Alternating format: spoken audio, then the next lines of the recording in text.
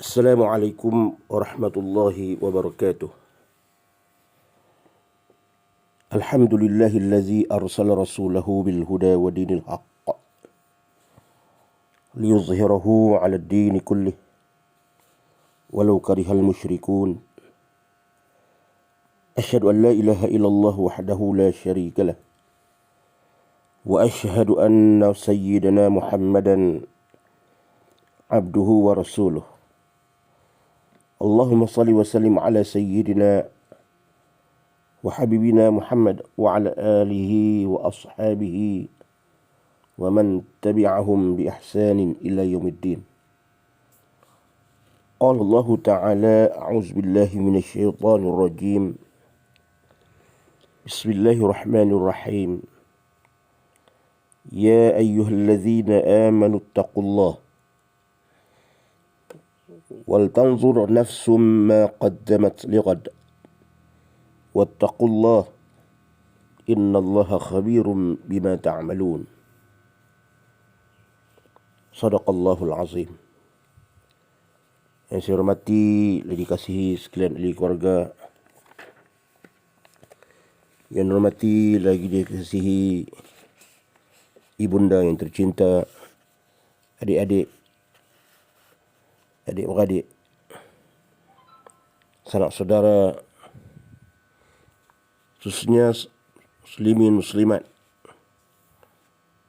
yang sudi mendengar ataupun yang terdengar mau'izah yang saya cuba sampaikan pada pagi ini. Mudah-mudahan memberi pengajaran pada diri saya dan pada adik-adik dan juga kepada ahli keluarga saya, dan sahabat-sahabat dan seterusnya pada muslimin muslimat yang dirahmati dan dikasihi Allah sekalian. Lebih dahulu bersyukur kepada Allah Subhanahu wa taala dengan izin Allah Subhanahu wa taala pada pagi ini, pagi Isnin, dapat lagi kita bernafas di atas muka buminya ini setelah kita dimatikan semalam, kemudian kita bangun dengan mengatakan alhamdulillahillazi ahyana ba'dama amatana wa ilahi nusyur. Segala puji bagi Allah yang telah menghidupkan aku kembali setelah aku mati, dan kepadamu jualah nanti kami akan kembali.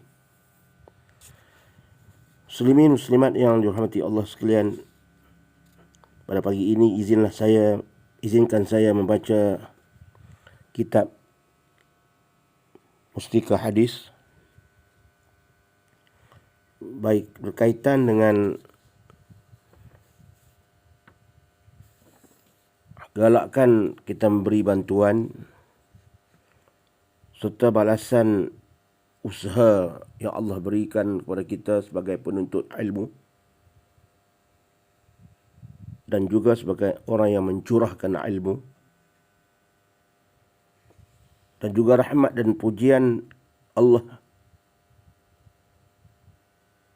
dapati oleh orang-orang yang berhimpun membaca Al-Quran dan mentadarus kitabullah.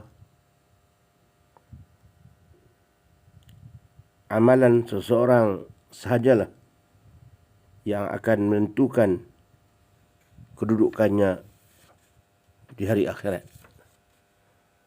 Semuanya tercantum dalam hadis yang saya cuba bawa dan huraikan sekadar yang saya mampu, insya-Allah. An Abi Hurairah radhiyallahu anhu 'anin Nabiy sallallahu alaihi wasallam qala: Man naffasa 'an mu'minin kurbatan min kurabi dunya naffasallahu anhu kurbatan min kurabi yawmil qiyamah. Man yassara 'ala mu'asirin yassarallahu alaihi fid dunya wal akhirah. Wa man satara musliman satarahu Allahu fid dunya wal akhirah. Wallahu fi auni al-'abdi ma kana al-'abdu fi auni akhihi. Wa man salaka tariqan yaltamisu fihi 'ilman sahhalallahu lahu tariqan ilal jannah. Wa majtama'a qaumun fi baitin min buyutillah yatluna kitaballah wa yatadarasunahu bainahum illa nazalat alaihimus sakinah wa ghashiyatuhumur rahmah wa khaffatuhumul malaikah wa zakarahumullahu fi man 'indah wa man batta'a bihi 'amaluhu lam yusri' bihi nasabuh. Hadis riwayat Muslim wa Abu Daud dan At-Tirmizi. Hadis sahih. Hadis ini yang bermaksud daripada Abu Hurairah radhiyallahu anhu dari Nabi sallallahu alaihi wasallam, sesiapa yang menolong, sesiapa yang membantu memberi nafas baru kepada seseorang mukmin yang mengalami kesusahan, yang menyesakkannya dari kesusahannya di dunia, nescaya Allah menolong melegakan kesusahan yang menyesakkannya dari kesusahan hari kiamat. Dan sesiapa yang menolong memudahkan susah payah seseorang, nescaya Allah menolong memudahkan susah payahnya di dunia dan di akhirat. Dan sesiapa yang menutup keaiban seseorang Islam, nescaya Allah menutup keaibannya di dunia dan di akhirat. Dan Allah tetap memberikan bantuan yang diperlukan oleh seseorang selagi orang itu memberikan pertolongan kepada saudaranya. Dan sesiapa yang berusaha menjalankan sebarang cara yang menyampaikan bagi mencapai ilmu pengetahuan, Allah akan memberi kemudahan kepadanya dengan usahanya itu untuk mendapat jalan yang membawanya ke syurga. Dan tidak berhimpun sesuatu kaum dalam salah satu tempat dari tempat-tempat yang dikhaskan untuk mencapai keridaan Allah dengan keadaan mereka membaca kitabullah, yakni Al-Quran, dan mentadarusnya sesama sendiri, melainkan turunlah ketenteraman kepada mereka. Dan mereka pula diliputi oleh rahmah. Juga mereka dikelilingi oleh malaikat, serta mereka dipuji oleh malaikat.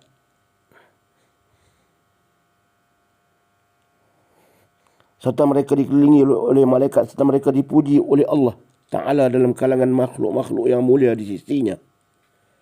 Dan sesiapa yang dilambatkan oleh amal usahanya dari mencapai kebaikan, tidak akan dapat disegerakan oleh nasab keturunannya. Muslimin muslimat yang dirahmati Allah sekalian,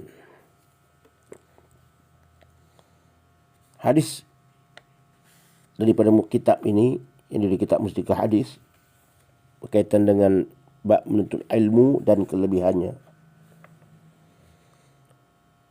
Dia nak menerangkan tentang galakkan memberi bantuan kepada sesama Muslim dan juga kepada makhluk, kepada insan yang memerlukan. Bukan sahaja kepada orang Islam semata-mata, juga kepada orang-orang yang bukan Islam, yang tidak memerangi Islam, yang tidak memusuhi Islam. Yang kedua, balasan bagi orang yang menuntut ilmu dan juga mereka yang menyebarkan ilmu. Yang ketiga, rahmat dan pujian Allah akan didapati oleh orang-orang yang berhimpun di sesuatu tempat. Mereka membaca dan mentadarus kitabullah, yakni Al-Quran.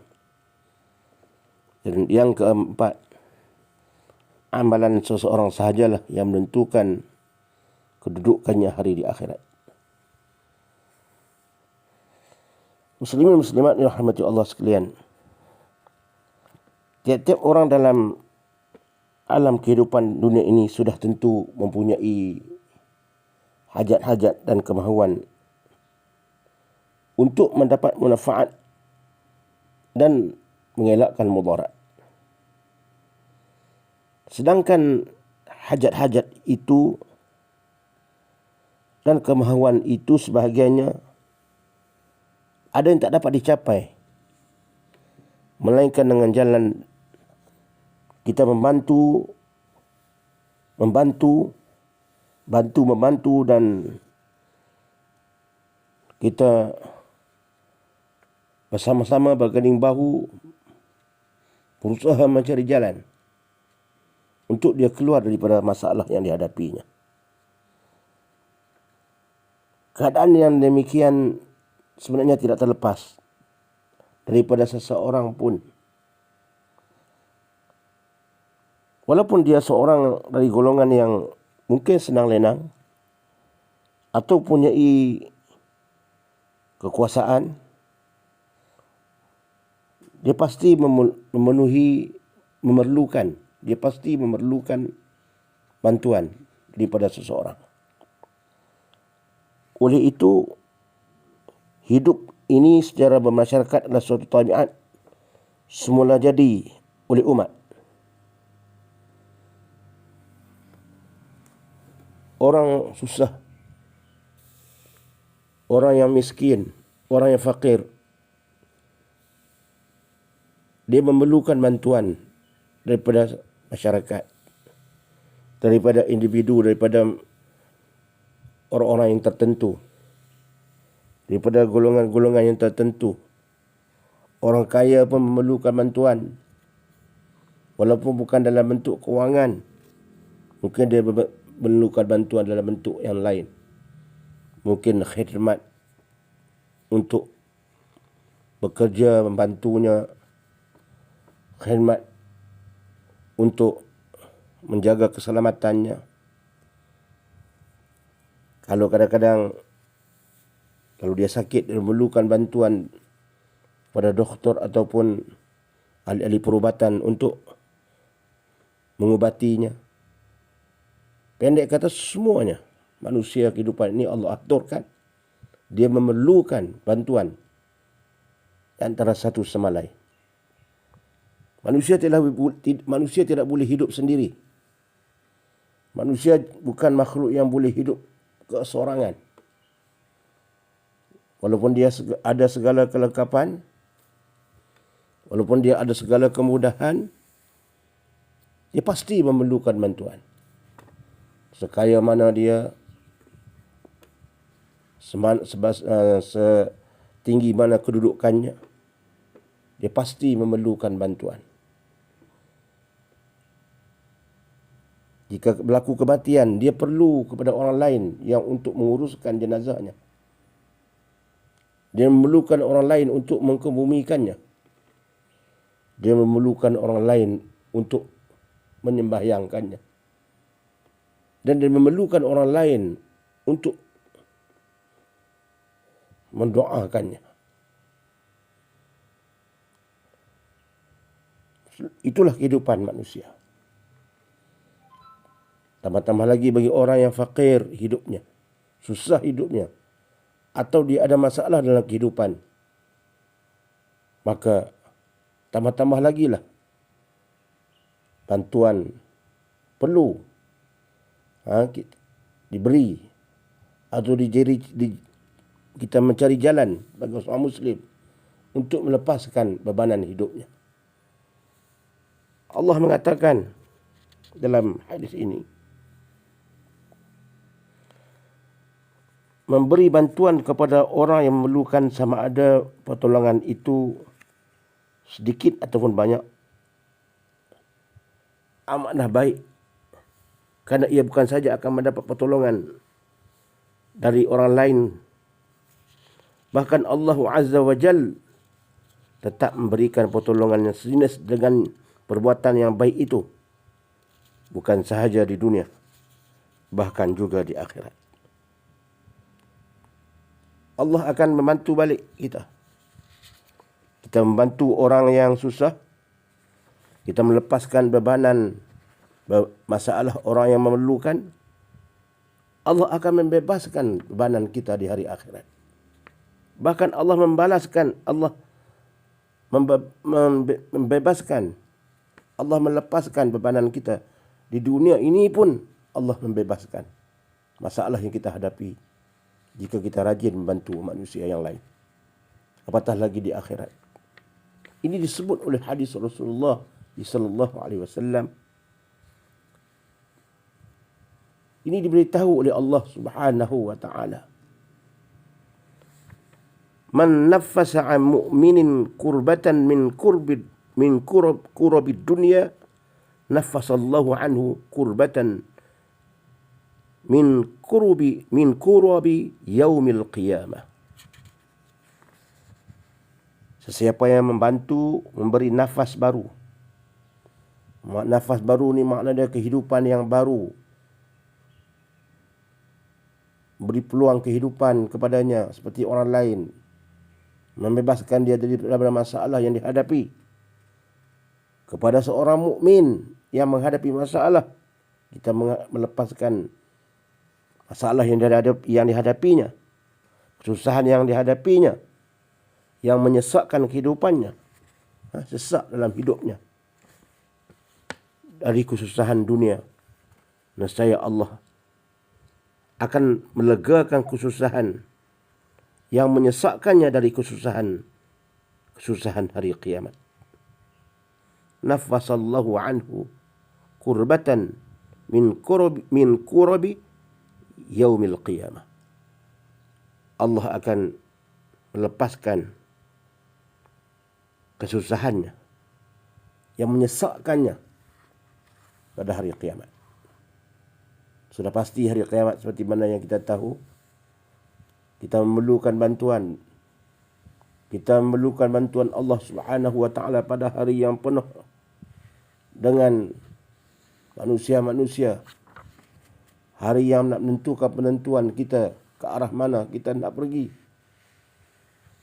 Amma fil jannah wa amma fis sa'ir. Sama ada dalam neraka atau sama ada dalam syurga ataupun ke dalam neraka. Dua tempat itu tujuan. Dua tempat itu disediakan manusia. Hala tuju manusia dua itu saja.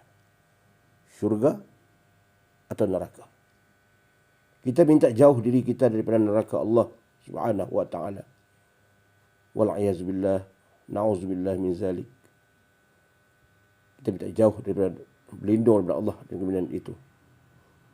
Kita hendakkan syurga Allah. Kita tidak mahu diri kita diseksa di dalam neraka Allah yang panas api nerakanya. Jadi jika kita melepaskan manusia yang lain dari masalah, sama ada dengan berbagai-bagai cara yang kadar yang mampu ataupun melalui bantuan-bantuan yang berbentuk organisasi, kalau kita tak mampu dengan cara keseorangan, kita memberi jalan kepadanya pun sudah memadai. Kita tidak ada keuangan yang cukup umpamanya. Kita memberi jalan kepadanya bagaimana untuk mengatasi masalah hidupnya. Kita memberi buka peluang kepadanya supaya dia berfikir. Sebab kadang-kadang bila orang ada masalah, dia buntu fikirannya.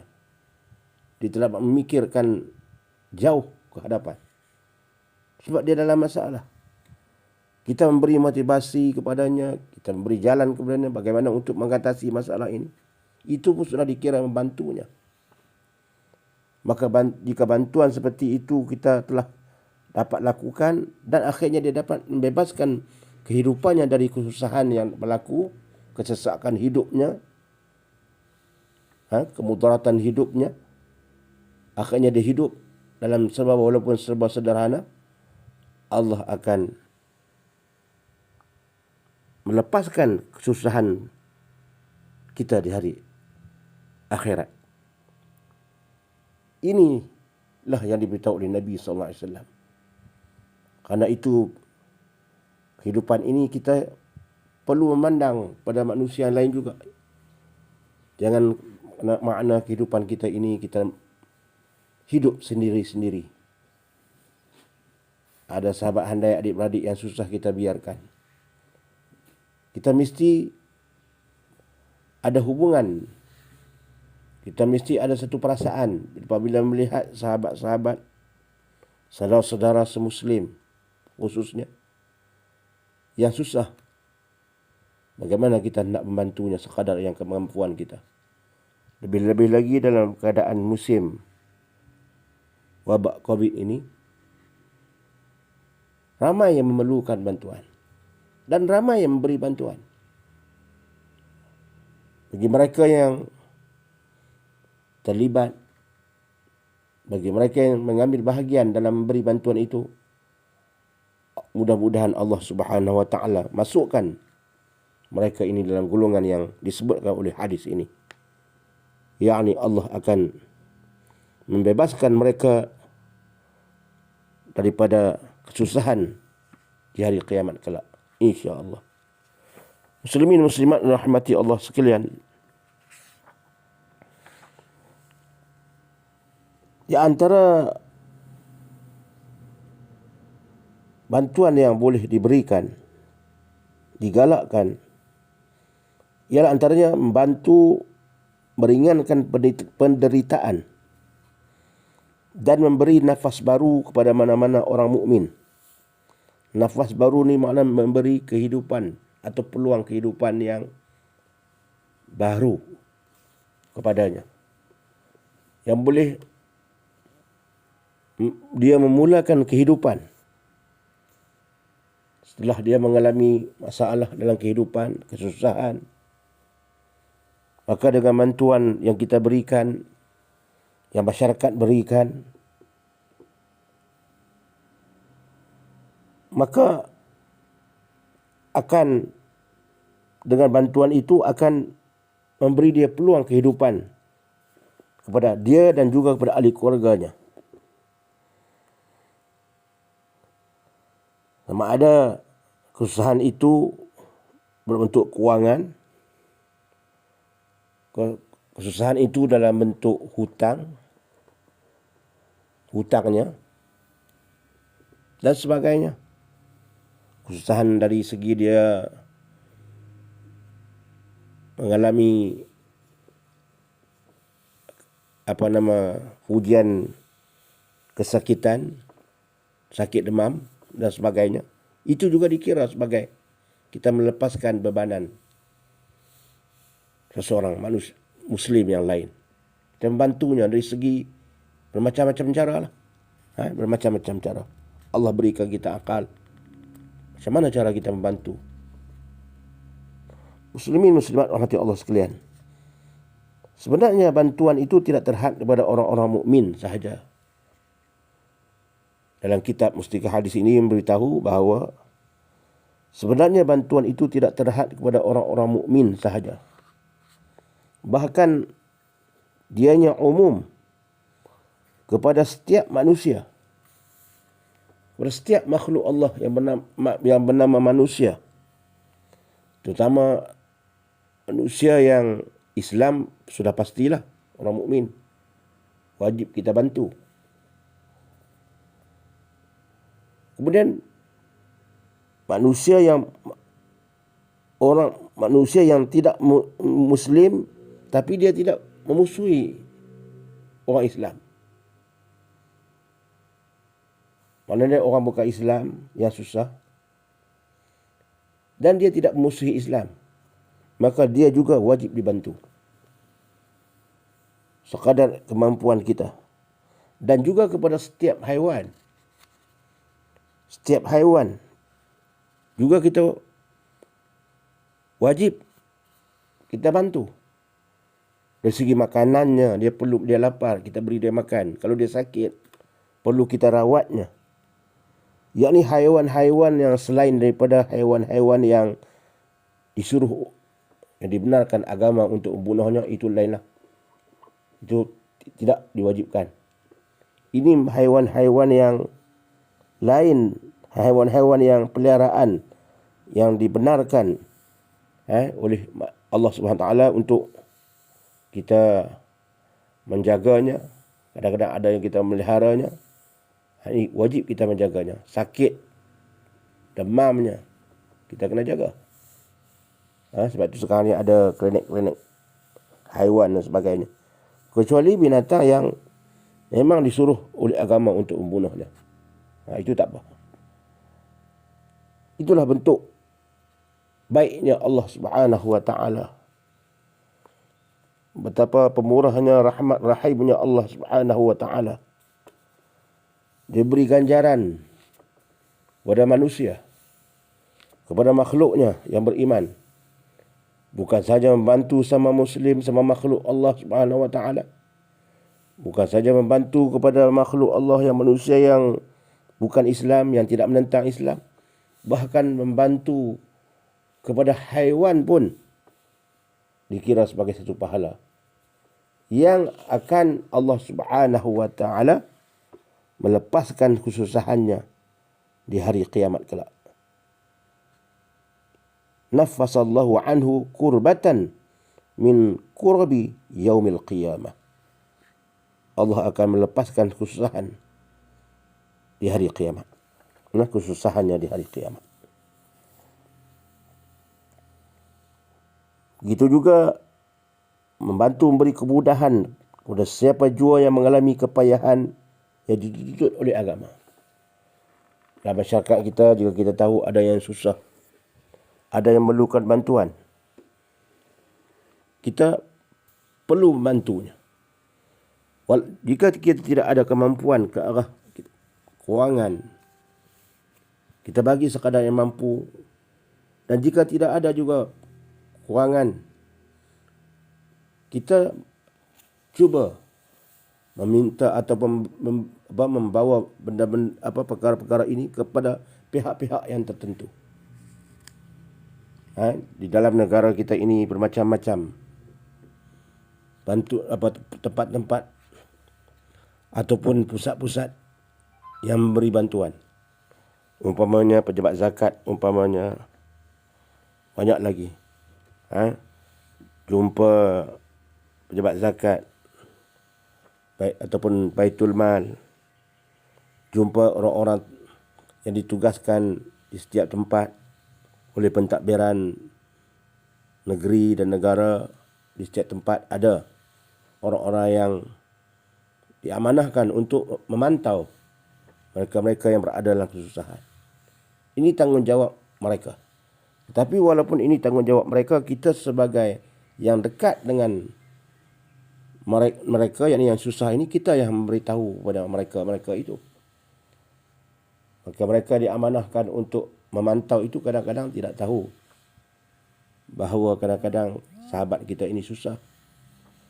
Kadang-kadang ada juga manusia, orang dia sembunyi, dia tak mau menghebohkan kesusahannya. Ada juga yang seperti itu, yang tidak mau menghebohkan. Dia malu, dia segan. Maka kita yang lebih faham, terutama yang duduk dekat dengan kita berkawan dengannya, kita tahu kesusahannya. Kita yang membawa perkara ini ke atas. Kita ada wakil rakyat. Kita ada wakil rakyat. Kita ada di peringkat DUN dan parlimen. Itu tugas mereka. Itu tugas mereka. Itu tanggungjawab mereka. Jika mereka mengabaikan tanggungjawab itu setelah kita memberitahu mereka, maka mereka telah melakukan satu perkara yang tidak seperti mereka janjikan sebelum mereka hendak menjadi seorang wakil bagi masyarakat. Ini sebenarnya tanggungjawab yang berat pada pemimpin-pemimpin ini. Berat tanggungjawabnya. Dia mesti mengambil tahu kesusahan masyarakat di peringkat kawasannya. Kerana dia diamanahkan, dan daripada jari-jari mereka itulah daripada undi-undi mereka itulah yang menaikkannya ke atas. Dan apabila mereka ini susah, adakah kita membiarkannya? Adakah kita memerlukan mereka itu ketika mana mengundi saja? Tidak. Inilah yang perlu dan yang struktur yang ada dalam negara kita yang baik. Maka kita salurkan perkara ini kepada mereka. Kadang mereka tidak tahu kesusahan-kesusahan masyarakat. Sebab tu mereka ada pusat khidmat adun. Dan di setiap kawasan ada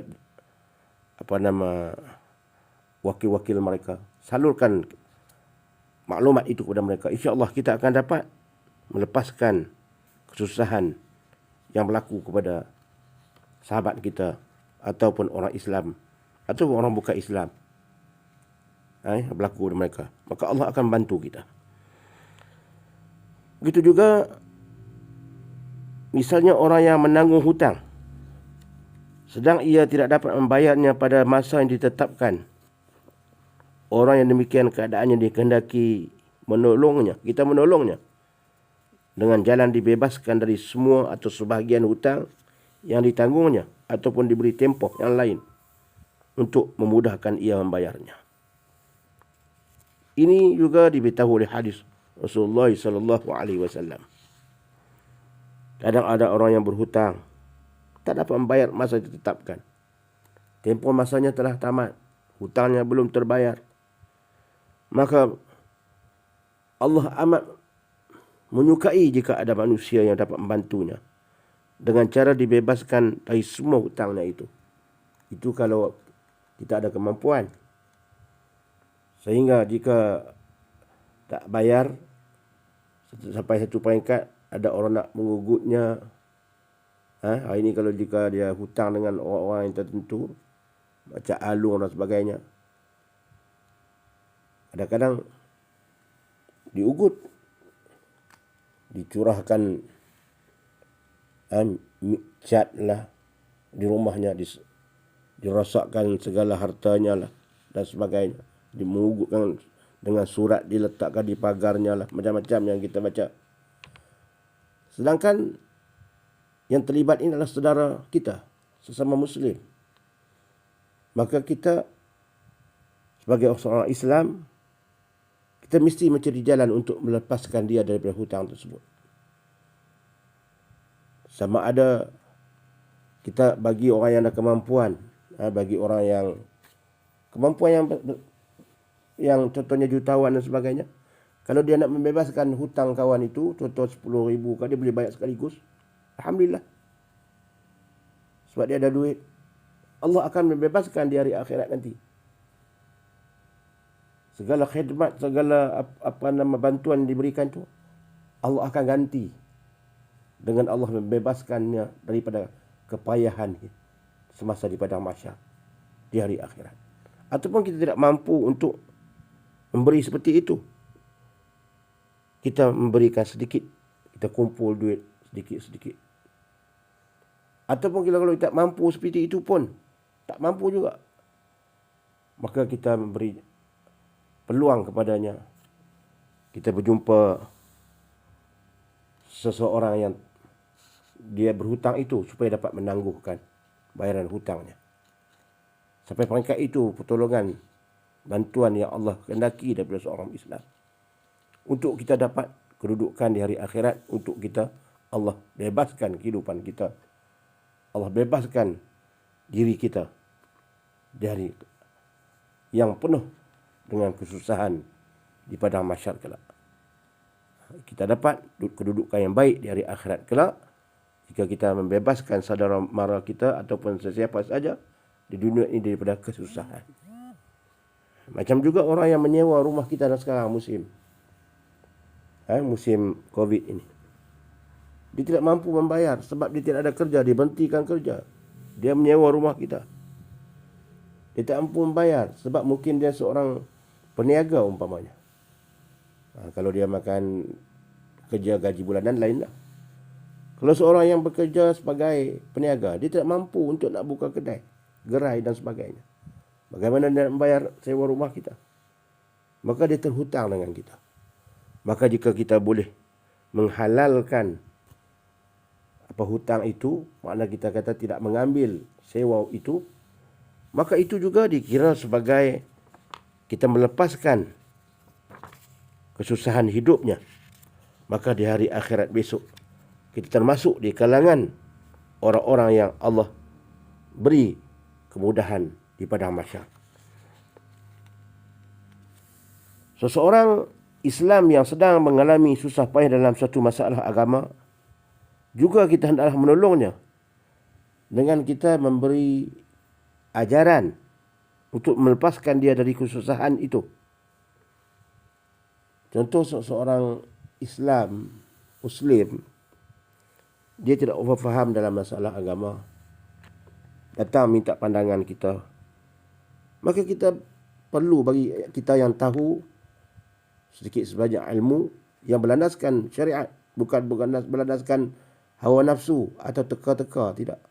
Kalau kita tahu dengan sebenar, dengan jalan yang betul, kita pun ada pengetahuan tentang ilmu itu, maka kita berilah pandangan apa soalan yang ditanya itu, kita jawab dengan elok. Contoh dalam sembahyang, bagaimana sembahyang, cara sembahyang yang betul lah, sembahyang yang mengikut syariat. Selama ini mungkin dia sembahyangnya dia tak belajar sembahyang, rupanya dia hanya ikut-ikutan, taklid, ikut.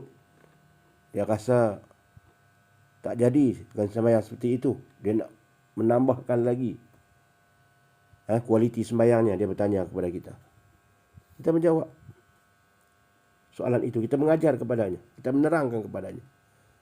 Seseorang yang datang nak minta kita, contohnya mengajarnya Quran, dia tidak faham, dia tidak tahu, dan dia merasa sedih, dia merasa susah hati sebab umurnya sudah lanjut, belum lagi dia tahu membaca Al-Quran, tidak mengenal lagi Al-Quran, tidak boleh membaca Al-Quran hanya sekadar membaca surah-surah yang tertentu. Seperti Fatihah, Qul a'udzu birabbin nas, yang dia baca itu yang ghalib orang baca. Tapi Quran dia tak mampu untuk dia membaca. Tidak mengenal huruf-huruf Al-Quran umpamanya. Tidak mengetahui kalimah-kalimah Al-Quran. Jadi dia kata dia ingin nak belajar. Maka kita sebagai seorang Muslim wajib kita ajar. Wajib kita ajar.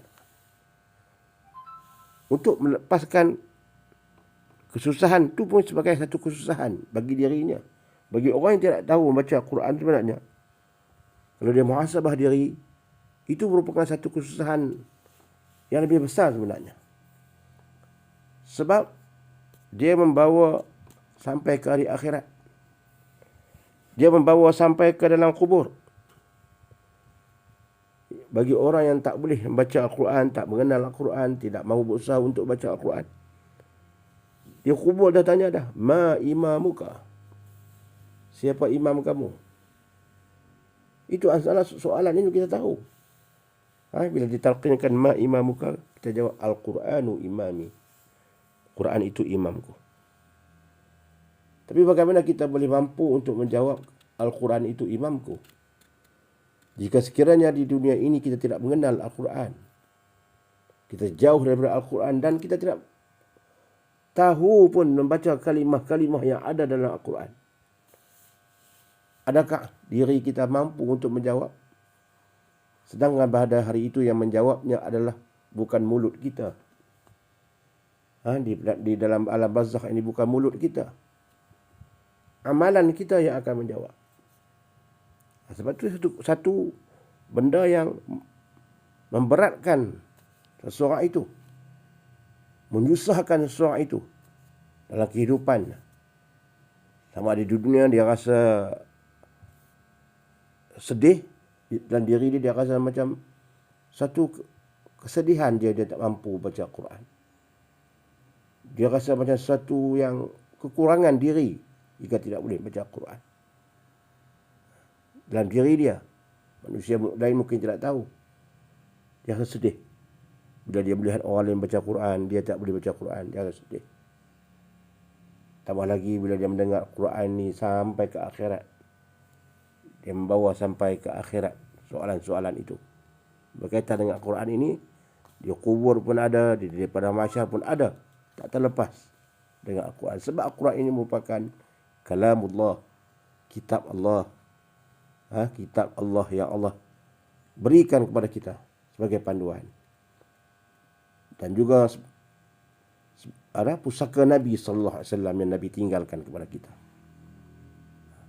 Baik itu kita bantunya. Jika dia tidak boleh, dia nak bantu, nak minta kita mengajar Al-Quran, kita bantunya. Kalau kita tidak mampu, sebab kita boleh mengajar, tapi kita ada kerja yang lain. Mungkin kita ada komitmen yang lain.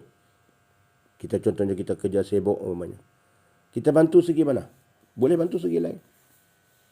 Kita membawanya berjumpa guru Quran yang lain. Ada kelas Quran. Kita bawanya, kemudian kita memberitahu pada guru itu bahawa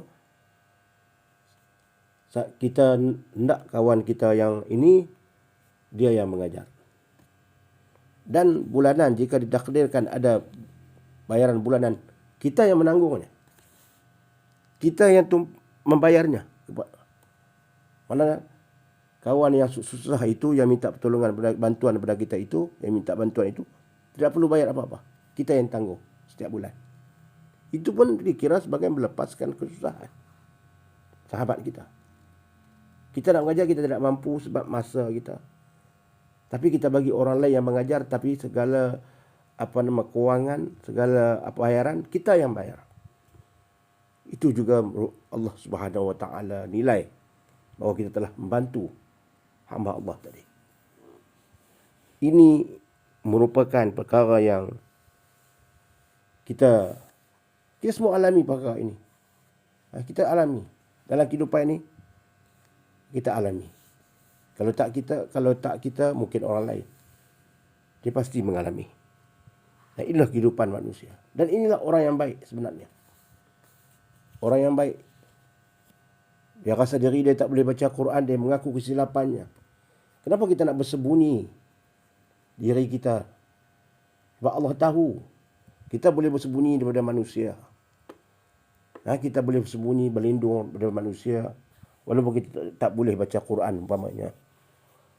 Tapi kita boleh bersembunyi daripada manusia. Manusia tidak tahu bahawa kita boleh baca Quran atau tidak. Tapi dengan Allah, kenapa kita perlu bersembunyi? Allah tahu setakat mana yang kita usahakan. Jadi kenapa kita perlu malu?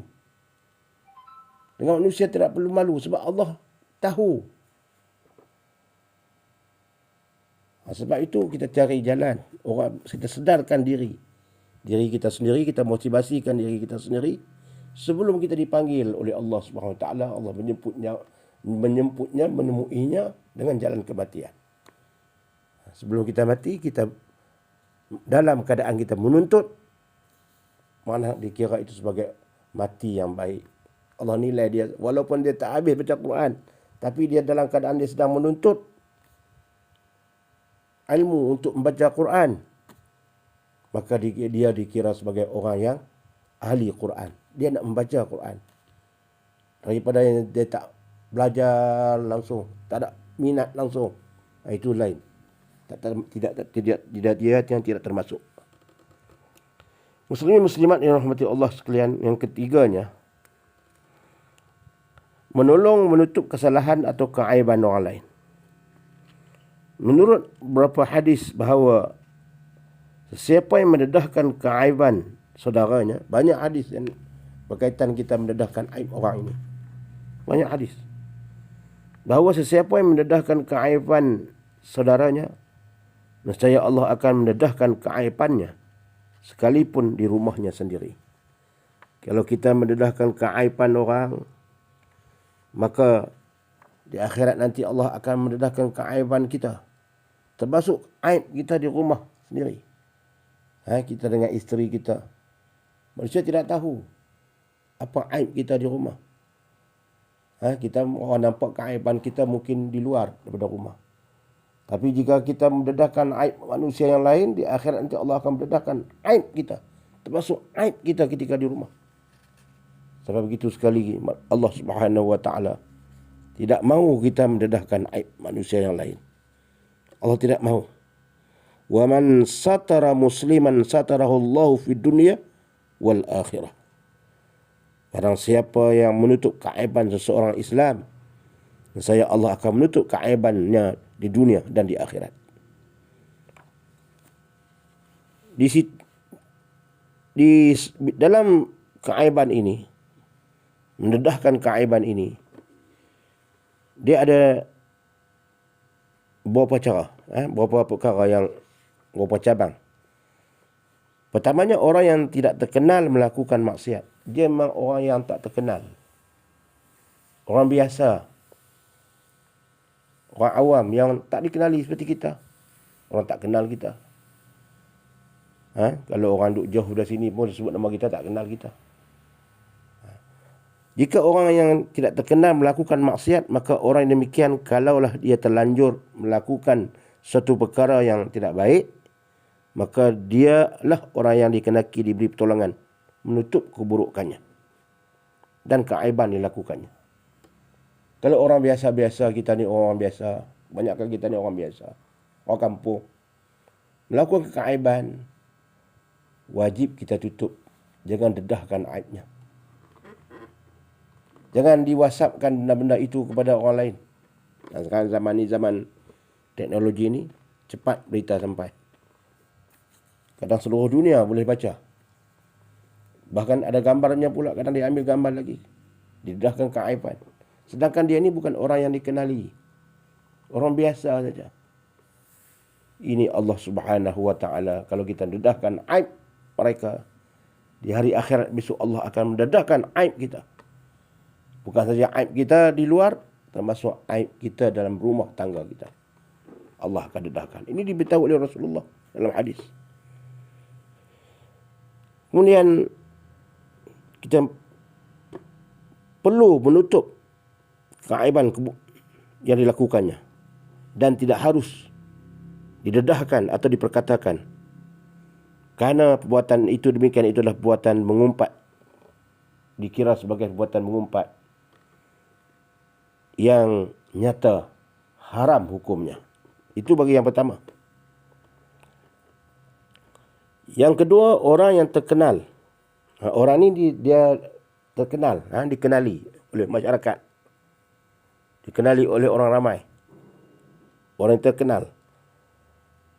Kemudian dia melakukan perkara maksiat yang tidak menghiraukan apa yang dilakukannya, dan tidak pula mengambil indah apa yang dikatakan kepadanya, maka orang demikian keadaannya tertentu dibongkar kesalahannya supaya ia menerima hukuman. Ini tidak menjadi satu kesalahan. Jika dia adalah merupakan orang yang terkenal, yang menjaga, terutamanya orang yang menjaga amanah harta benda, menjaga harta benda atau mentadbir manusia, menjaga harta benda masyarakat, harta benda awam, harta benda rakyat. Jika dia melakukan perkara yang menyalahi agama, seperti mana rasuah dan umpamanya, dan telah dinasihati oleh seseorang, masih juga dia melakukan perkara itu, baginya perkara itu menjadi hobinya contoh, maka dia tidak mengambil indah apa yang dikatakan kepadanya. Segala nasihat disampaikannya tidak diindahkan, maka orang demikian keadaannya boleh kita ceritakan, supaya masyarakat lain tidak tergoda, tidak terikut, tidak termasuk dalam kumpulan itu. Sebab orang-orang yang tertentu ini, dia kadang-kadang dia memerlukan sokongan. Dia memerlukan sokongan rakyat bagi menaikkan namanya. Jika kita tahu bahawa dia melakukan maksiat, jika seorang itu ada bukti dia melakukan maksiat, jika ada bukti, bukan hanya bentuk sangkaan, tidak boleh. Sangkaan tidak boleh. Jika benar-benar terbukti, dengan ada bukti, dengan ada evidence yang betul-betul, maka kita boleh menceritakan keaibannya itu. Dan perlu dibicarakan supaya masyarakat nanti tidak termasuk dalam kumpulannya. Sebab apabila dia duduk lagi di tempat itu, akhirnya dia merosakkan institusi kalau dalam jabatan tertentu. Dia seorang yang pecah amanah, seorang yang memang kita tahu dia seorang yang pecah amanah. Kita tahu, kemudian telah dinasihat. Kita telah nasihat ataupun orang lain telah menasihat, masih lagi dia dengan keadaan itu, maka perlu kita ceritakan dengan penuh adab lah kepada pihak-pihak yang tertentu. Bukan boleh kita heboh-heboh sampai tanpa adab atau mengata yang lebih-lebih, tidak.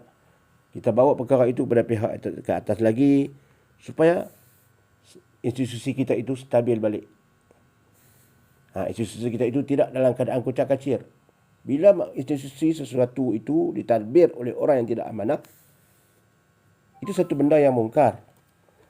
Dan bila kita melihat kemungkaran itu, sedangkan dia orang yang terkenal, orang yang ada kedudukan, orang yang boleh membuat keputusan, bila dia tidak amanah, kita biarkan itu, akhirnya dia menyusahkan rakyat.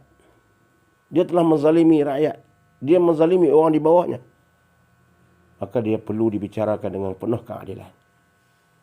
Tapi kita tidak boleh menghebohkan perkara itu di tempat yang tidak sepatutnya. Dia boleh dibicarakan. Dia untuk menerima hukuman apabila dia melakukan kesalahan. Berbanding dengan orang yang tak terkenal. Dia tidak memberi apa-apa kesan dalam masyarakat. Sebab dia orang biasa. Berbanding dengan orang-orang yang ada jawatan yang tertentu, yang pangkat besar, yang memegang khazanah negara umpamanya. Jika dia melakukan satu kesalahan mengikut Rasulullah, tak salah kita menceritakan. Kita membawa benda itu kepada pihak yang tertentu. Pihak yang tertentu ni pihak yang ada authority dalam menjalankan siasatan. Begitu. Ini ada dua bandingan. Bukan kata maknanya aib ni tak boleh buka langsung. Bila kita pergi ke pihak yang tertentu itu, kita ceritalah keaiban yang kita lihat. Kemudian mereka akan siasat lah. Sebab dia melibatkan hak masyarakat umum, hak negara, hak awam, harta awam. Kerana jika dibiarkan, nanti dia akan menzalimi rakyat seluruhnya, menzalimi orang ramai seluruhnya. Sebab dia ada kuasa. Ini lain. Ini tidak berdosa. Tapi dengan penuh adab dan dengan cara itu, bukan kita viral benda-benda begitu. Kita sampaikan benda itu kepada pihak yang tertentu, cukup bagi mereka yang selesaikan. Muslimin muslimat yang rahmati Allah sekalian, ini hadis, apa yang saya beritahu ini adalah mengikut kehendak Rasulullah SAW, mengikut Islam, mengikut kaedah Islam.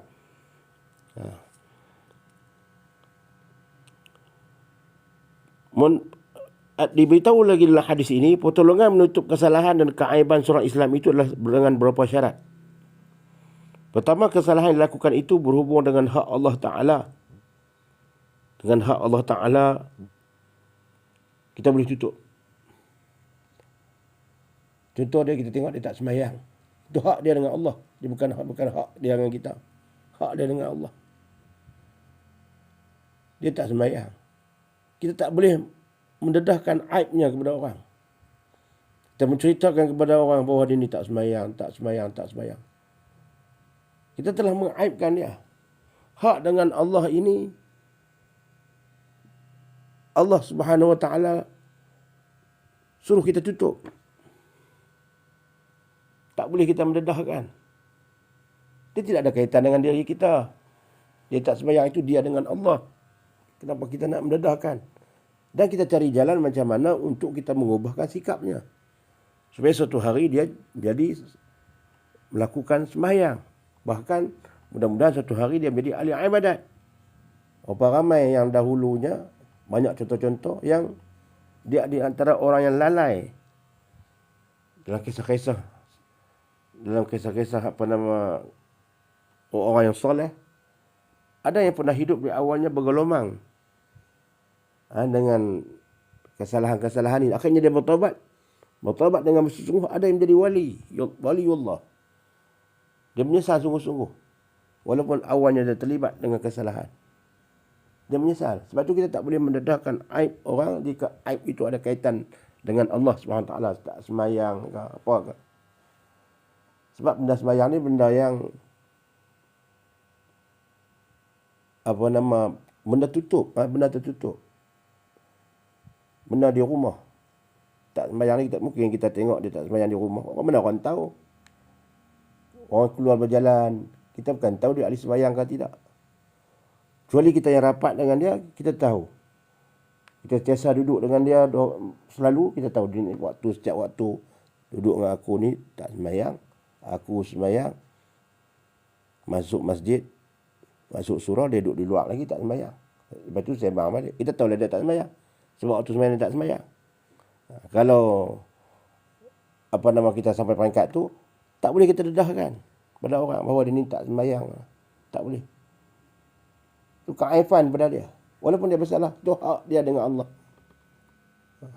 Jangan kita dedahkan. Tapi kita jangan biarkan. Kita didik dia. Kita cari jalan macam mana untuk dia untuk melakukan ibadah. Bagi dia ada kesedaran. Itu tanggungjawab kita.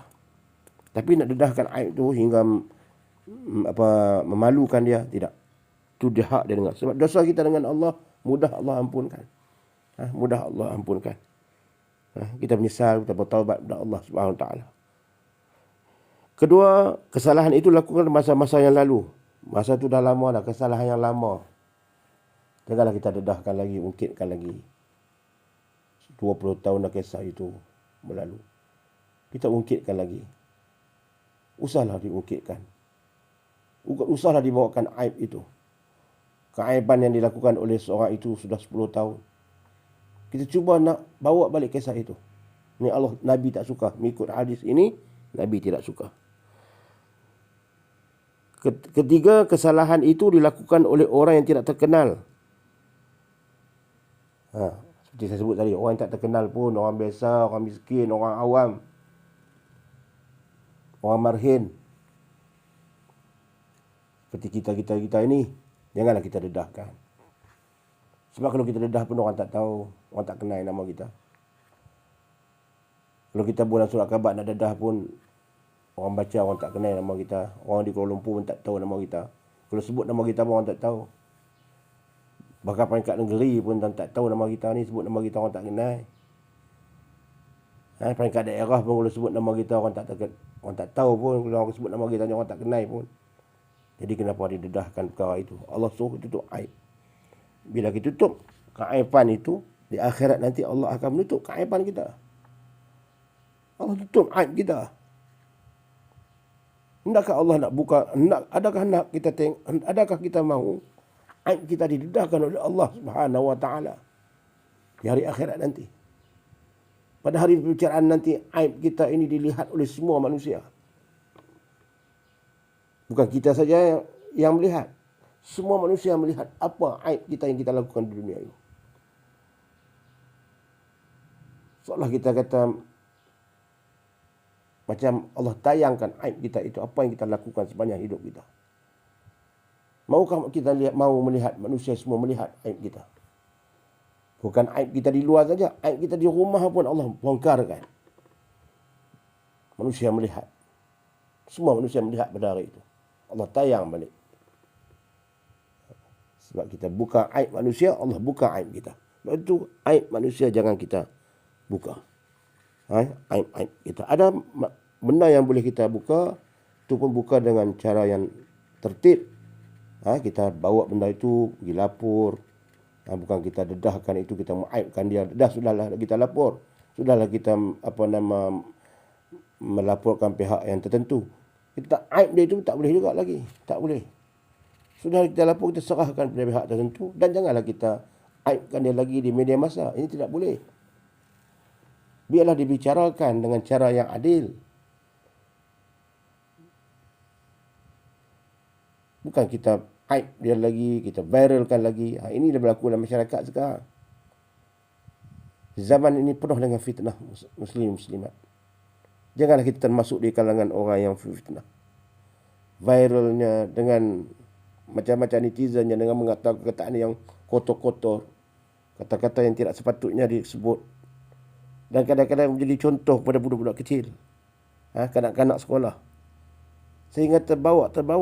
Tidak ada didikan daripada kata-kata yang dikeluarkan dalam viral itu oleh netizen itu, akan diikut oleh generasi yang akan datang selepas mereka, dengan perkataan-perkataan jijik yang mereka keluarkan, akhirnya menjadi ikutan. Bila benda itu, kadang-kadang keaiban itu tidak betul, mereka aibkan orang itu tidak bersalah, mereka aibkan tidak ada bukti, mereka aibkan juga dengan sebab dendam yang tertentu, tak puas hati dengan tertentu, mereka aibkan juga. Di hari akhirat besok Allah akan buka aib mereka. Yang kita bimbang lagi, di dunia ini Allah akan buka aib dia. Kalau aib dia Allah tak buka, mungkin anak dia, anak cucu dia nanti Allah akan buka aibnya. Sebab kita telah membuka aib manusia yang lain. Allah tidak suka. Ini diberitahu oleh hadis Rasulullah SAW. Dalam Islam ni Allah jaga hak manusia. Kita perlu jaga hak manusia. Ada batas-batas. Islam ini satu agama perdamaian. Islam ini agama sejahtera. Bukan agama untuk pergaduhan, agama untuk menjadi mengaib sesama manusia. Tidak. Semua itu kita ada kiraman katibin. Setiap percakapan kita perlu ingat. Kita ada kiraman katibin. Waladahi raqibun atib. Di sisinya ada raqib dan atib. Waladaihim begitulah. Saya lupa ingat ayat Quran. Tapi maksudnya, di sisinya waladaihi raqibun atibun. Di sisinya ada raqib dan atib yang akan mencatat amalannya. Kemudian lagi hadis ini dia menceritakan tentang jalan dan cara bagi mencapai ilmu agama. Dia berusaha bersungguh-sungguh menuntut ilmu. Sama ada ilmu agama dan ilmu-ilmu yang lain juga, fardhu kifayah. Ilmu fardu ain dan fardu kifayah. Dia berusaha sesungguh untuk menuntut ilmu. Maka orang itu juga di hari akhirat nanti Allah akan mempermudahkannya di hari akhirat. Wa man salaka tariqan yaltamisu fihi ilman sahalallahu lahu tariqan ilal jannah. Siapa yang bersusah payah untuk mencari ilmu, maka Allah akan menyenangkan dia nanti di hari akhirat. Allah akan beri kemudahan kepadanya atas usahanya itu. Sebab bila menuntut ilmu ini, dia susah payah. Nak mencari ilmu susah payah. Dia kena masa dia. Kadang-kadang dia terpaksa berjauh dengan keluarga dia. Tinggal ayah dia, tinggal mak dia nak menuntut ilmu ni. Kadang pergi duduk di asrama, pergi duduk negeri lain. Nak menuntut ilmu. Maka dengan dia menuntut ilmu dengan ikhlas, Allah akan memudahkan dia untuk tariqan ilal jannah. Sahalallahu lahu tariqan ilal jannah. Allah akan memudahkan dia untuk memasuki syurga Allah. Sebab menuntut ilmu. Lebih-lebih lagi dulu orang sanggup meninggalkan dulu. Zaman saya kecil-kecil dulu, pergi sampai ke Mesir. Naik kapal. Hantar pergi ke naik kapal. Naik kapal air, pergi ke Mekah, ada yang pergi ke Mesir. Zaman dulu bukan ada macam sekarang. Tak ada kapal terbang yang satu. Kalau ada pun mungkin mahal ke wallahu a'lam. Tapi pernah saya hantar kecil-kecil dulu, bapak saudara saya dulu pergi ke Mesir. Naik kapal. Macam kapal barang. Hantar ramai-ramai pergi ke Tanjung. Tak sampai ke sana mungkin beberapa hari, wallahu a'lam lah. Kemudian tak balik. Bukan senang nak balik. Pergi luar negeri itu menuntut ilmu. Di Al-Azhar tu. Pergi dengan kapal air. Kemudian sudahlah pergi dalam keadaan yang kita kata susah lah. Tak balik 4-5 tahun. Kadang 4 tahun, 5 tahun, 6 tahun pun ada. Tak balik. Paling kurang kita 4 tahun atau 5 tahun lah. Kalau dia tak sangkut apa-apa kan. Kemudian ada lagi nak sambung lagi duduk sana, nak sambung mengaji lagi 6 tahun. Baru balik. Yang dapat mengubat hati keluarga hanya dengan surat. Itu pun surat dihantar pun makan masa berminggu baru sampai. Bukan macam zaman sekarang. Menunggu postman sampai dari anak, Allah gembiranya hati ibu, hati ayah. Bila melihat anaknya yang jauh itu hantar surat kepadanya. Kadang-kadang ada yang tak sempat melihat ayah. Dia menuntut ilmu di luar negara. Ayahnya di sini telah meninggal dunia. Dia sempat. Nak balik tak boleh. Demi untuk ilmu, dia sanggup semua itu, menghadapi ujian itu. Kadang-kadang mak dia meninggal dunia. Kadang-kadang satu keluarga, ayah dan mak meninggal dunia. Semasa 6 tahun, 5 tahun di sana, ayah dan mak meninggal dunia. Ahli keluarga lain pun ada yang meninggal dunia. Dia tak sempat melihat. Dan pun dia pun tak balik. Dia tahu kesusahan nak balik macam mana. Hanya doa yang dia pohon. Mudah-mudahan ayah dan ibunya dan keluarganya Allah rahmati, Allah ampuni dan masukkan ayahnya dalam syurga. Itu ujian yang Allah berikan kepada penuntut ilmu. Ini juga Allah kata mereka berusaha payah untuk nak menuntut ilmu. Wa man salaka tariqan yaltamisu fihi ilman sahalallahu lahu tariqan ilal jannah. Allah akan mudahkan dia untuk memasuki syurga Allah Subhanahu wa ta'ala. Muslimin muslimat yang rahmati Allah sekalian. Balasan bagi orang yang menuntut ilmu ini adalah syurga Allah Subhanahu wa ta'ala. Dan kelebihan yang terakhir saya bagaimana masa pun dah lewat dah sikit dah. Saya ambil satu lagi, kelebihan berhimpun membaca Al-Quran dan mentadaros Al-Quran. Berhimpun satu jamaah dalam bentuk jamaah lah, mengerjakan ibadat sangat-sangat digalakkan dalam Islam. Di antaranya ialah satu menuntut ilmu. Ilmu. Kita duduklah satu kumpulan yang ramai ni, kita menuntut ilmu. Allah suka. Allah suka. Begitu juga orang yang duduk dalam untuk membaca Al-Quran dan mentadaros Al-Quran. Ada yang duduk dalam bentuk kuliah agama. Pagi-pagi dulu orang panggil halaqah. Halaqah lepas sembahyang, kumpul, duduk, dengar guru mengajar. Contoh begitu. Maka orang yang buat begitu, Allah kata, Rasulullah menyebutkan bahawa mereka akan diberi perasaan ketenangan dalam hati. Dicuci rahmat. Allah memberi rahmat kepadanya dalam setiap keadaan. Dan mereka dilingkungi oleh malaikat yang berkat. Dan mereka dipuji oleh Allah Ta'ala dalam kalangan makhluk-makhluk yang mulia di sisinya. Keadaan yang sangat demikian seperti itu dituntut dalam Islam. Untuk nak memimpin dan ilmu itu untuk memimpin manusia ke jalan mencapai keselamatan dunia dan akhirat. Sebab yang menjadi punca kacau bila dalam masyarakat ini apabila manusia tidak mempunyai ilmu. Ilmu yang mendekatkan diri dengan Allah. Kalau soal ilmu lain ni pandailah, banyaklah. Kadang-kadang ilmu yang bentuk keduniaan ni banyak, tapi dia tidak dipandukan dengan ilmu wahyu. Ilmu Rabbani, ilmu yang mendekatkan diri dengan Tuhan. Kalau tidak ada, walaupun pandai dari segi apa pun, jika tidak ada panduan dari ilmu Rabbani, ilmu daripada Allah, dia akan menggunakan ilmu itu untuk tidak benda yang tidak baik. Dia seorang ahli komputer umpamanya. Dia seorang ahli komputer dan pandailah dari segi teknologi ini. Kadang-kadang dia menggunakan ilmu dia itu untuk melakukan kesalahan. Dia pandai. Dari akaun orang, dia boleh masuklah akaun dia yang boleh. Sebab dia ada kepandaian ke arah itu. Sedangkan itu dosa. Bukan kata makna dia tak pandai. Tapi dia tidak ada ilmu wahyu, Rabbani lah hatinya. Dia menggunakan ilmu yang Allah bagi untuk melakukan dosa.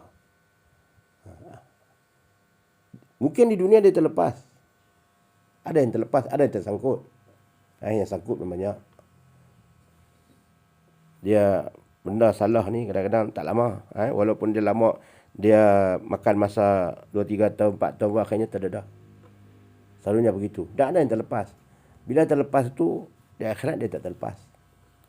Di akhirat dia tak terlepas.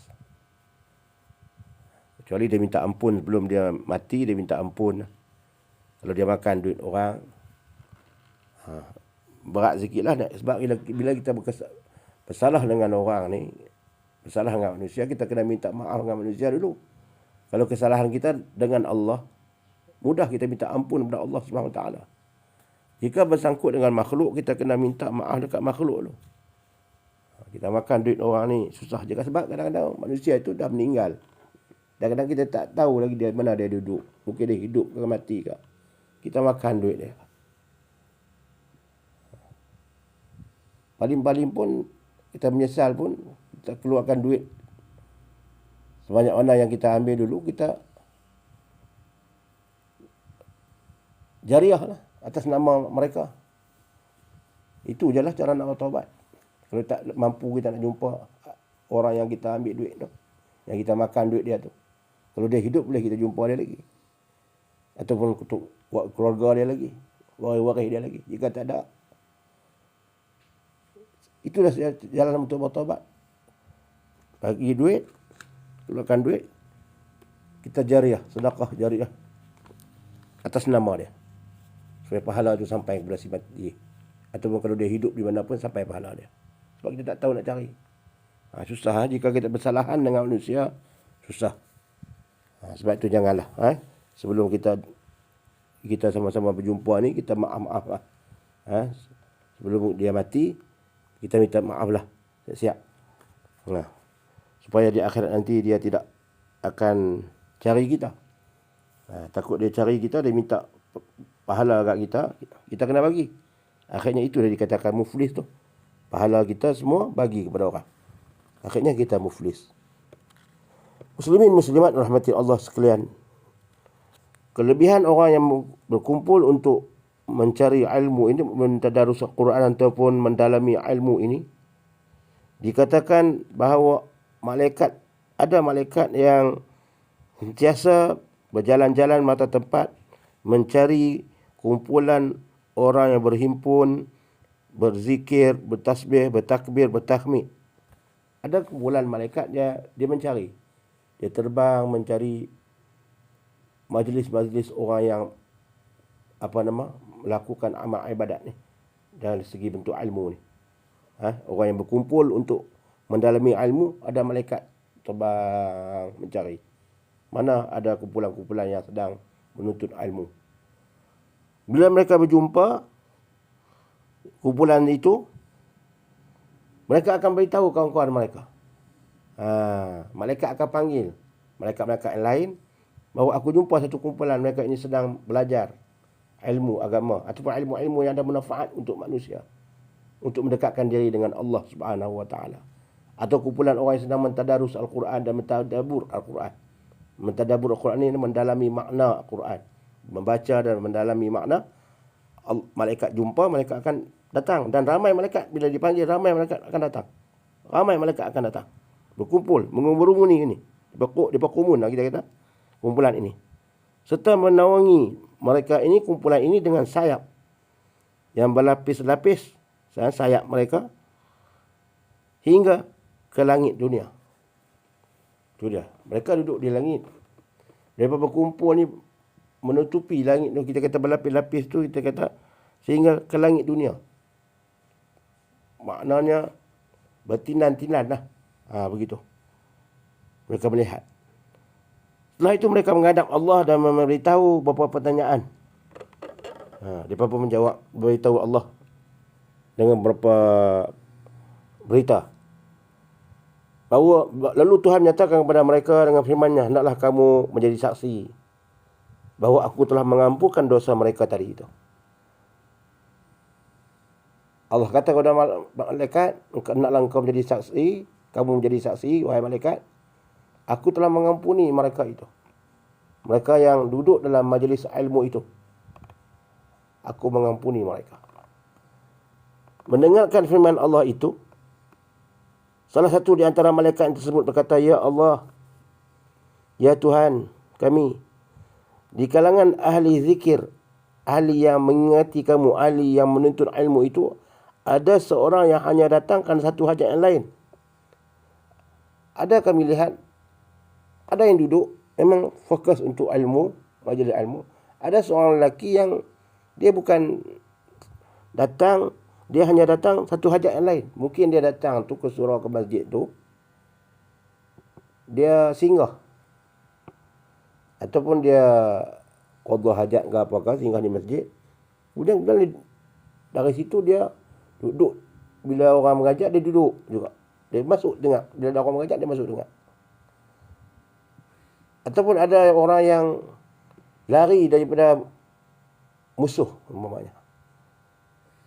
Musuh mengejarnya, ataupun dia nak lari daripada orang yang nak mencarinya. Ada orang ramai ni duduk cari dia. Dia pun duduk dalam majlis ilmu. Dia duduk dalam majlis ilmu tu supaya musuh tadi tak jumpa dia, sambil dia mendengar ilmu.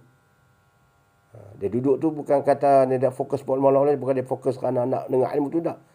Tapi dia rasa di sini tempat dia selamat. Lalu dari situ dia pun mendengar. Dia mendengar dengan tekun apa yang disampaikan dalam majlis tersebut.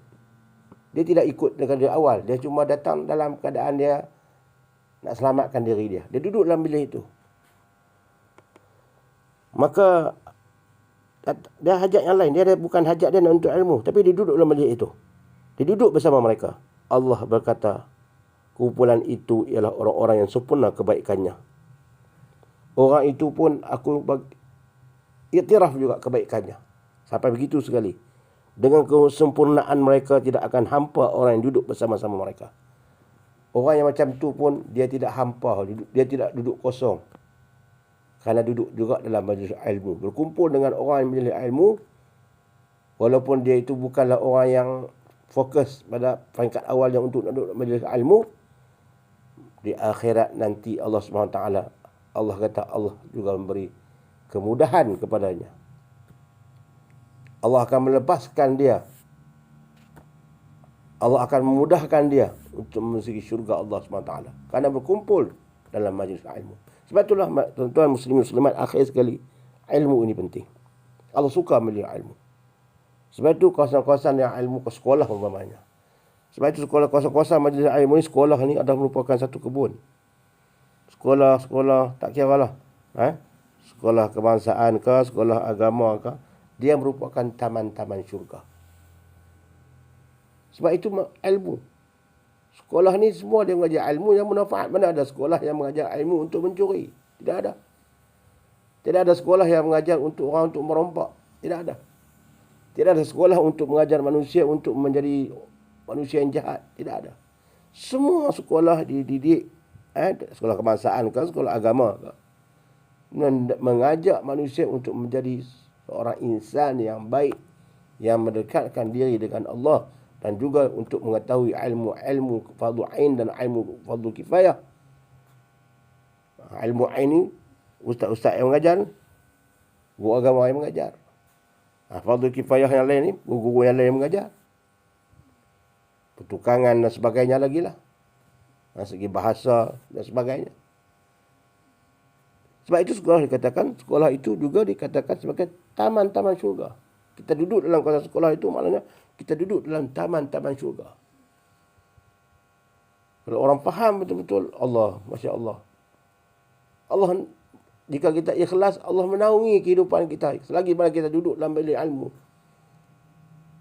Guru-guru semua itu duduk dalam majlis ilmu. Mereka memikirkan ke arah bagaimana untuk nak mengajar anak-anak didik mereka yang kadang-kadang 500, 1,000. Tak kiralah bilangan. Sedikit pun tak mengapa, asalkan mereka berfikir ke arah untuk nak menyebarkan ilmu. Susah payah memikirkan bagaimana untuk nak memahami pelajar-pelajar mereka. Maka Allah Subhanahu wa taala memberi mereka kemudahan di akhirat nanti. Saya rasa sekadar itulah yang dapat saya sampaikan. Segala yang baik daripada Allah SWT. InsyaAllah saya akan sambung lagi hadis ini.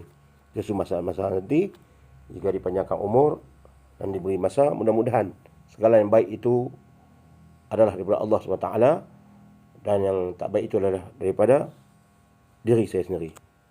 Yang tak baik itu daripada nafsu saya sendiri, kelemahan, kefakiran ilmu saya, dan yang baik itu adalah daripada Allah Subhanahu Wa Taala. Semua yang baik daripada Allah Taala. Saya tidak mampu untuk bercakap benda yang seperti ini jika Allah tidak bagi ilham, Allah tidak bagi campakkan ilmu yang sedikit kepada saya. Mudah-mudahan dengan ilmu sedikit ini bawa kebaikan kepada saya dan kepada tuan-tuan, kepada ahli keluarga saya, untuk menjadi satu bekalan untuk saya bertemu dengan Allah Subhanahu Wa Taala, seperti disebut oleh Rasulullah SAW, balighu anni walau ayah. Persaksikanlah ya Allah, aku telah pun menyampaikannya. Ikhlaskanlah aku ya Allah. Rabbana atina fid dunya hasanah wa fil akhirati hasanah wa qina azabannar. Wa sallallahu alaihi wasallam Muhammad wa ala alihi wa sahbihi wa sallim. Walhamdulillahirabbil alamin. Wassalamu alaikum warahmatullahi wabarakatuh.